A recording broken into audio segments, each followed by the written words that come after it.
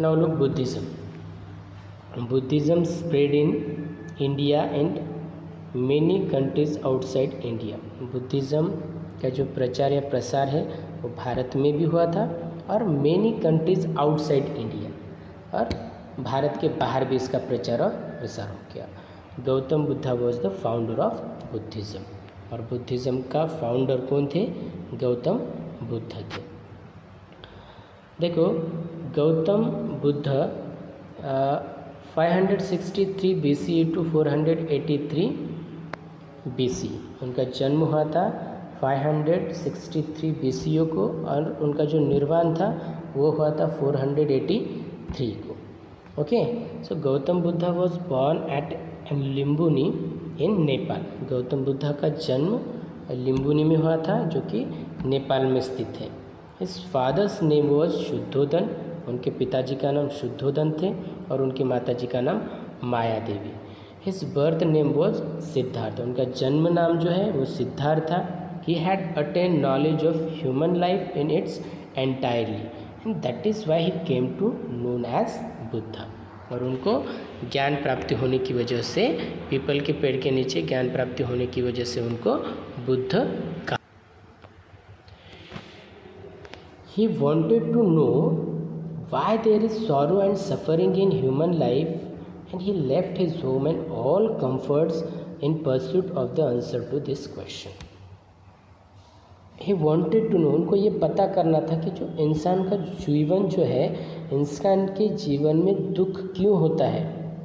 Okay, दुख का कारण क्या है.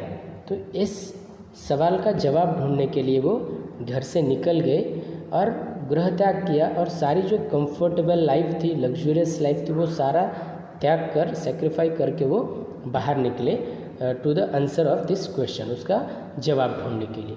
On Vaishakh Purnima, okay, on Vaishakh Purnima he was sitting in deep meditation. Vaishakh Purnima को वो डीप मेडिटेशन में बैठे under peepal tree at Uruvela near the city of Gaya in Bihar. Okay, Bihar में जो कि रूवेला है, पीपल के पेड़ के नीचे बुद्ध गया में वो मेडिटेशन के लिए बैठ गए.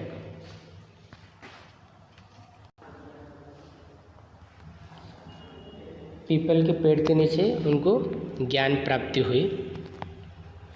ओके, जो कि बिहार में है Buddha Gaya. That is when he attain bodhi enlightenment और द हाइस्ट नॉलेज, यानी ज्ञान प्राप्ति जिसे कहेंगे. The tree is now known as the bodhi tree या बोधि वृक्ष जिसे कहा जाता है, जो कि बुद्ध गया में है. And the place Uruvela is known as Bodh Gaya. जो रूवेला नाम की जो जगह थी जहाँ पर उनको ज्ञान की प्राप्ति हुई, उसको बोध गया नाम से नाउ जाना जाता है. Okay,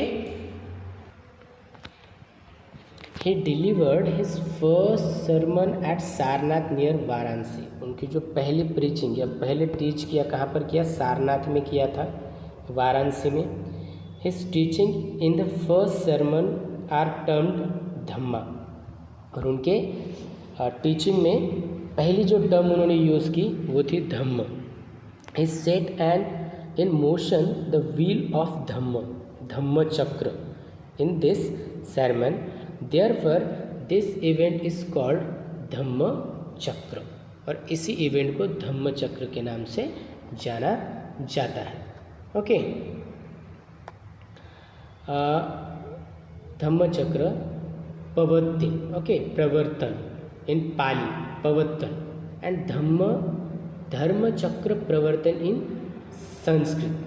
letter he travelled on foot. बाद में उन्होंने ट्रैवल्ड किया by foot charika for nearly 45 years, और तकरीबन 45 सालों तक उन्होंने क्या किया? ट्रैवल किया और ज्ञान बांटते चले गए.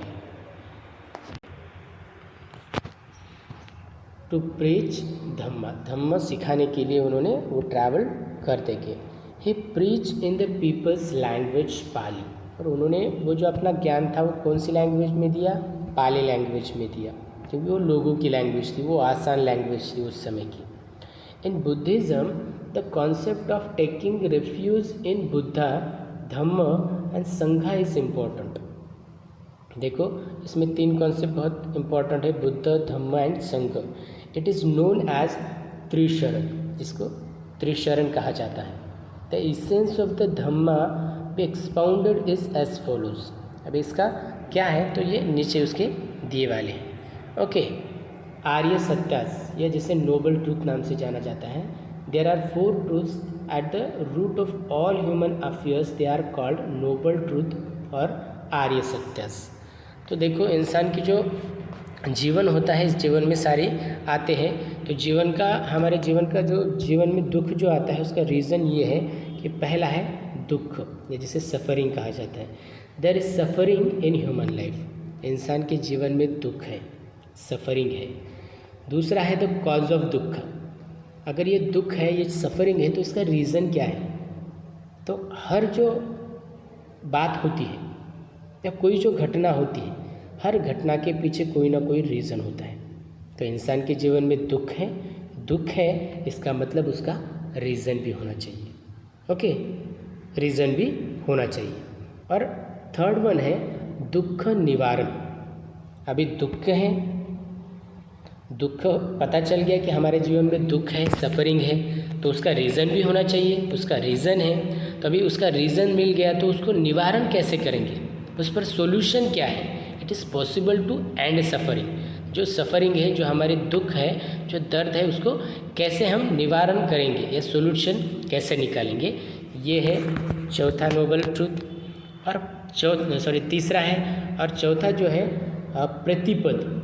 प्रतिपद मीन्स द वे, मीन्स मार्ग। प्रतिपद मीन्स व्हाट, वे, और जिसे मार्ग कहेंगे। तो this way leads to the end of suffering, और ये मार्ग किस तरफ जाता है, सफ़रिंग, यानी हमारे दुख को ख़त्म करने की ओर। This is the way of good conduct, और यही क्या है, गुड कंडक्ट है।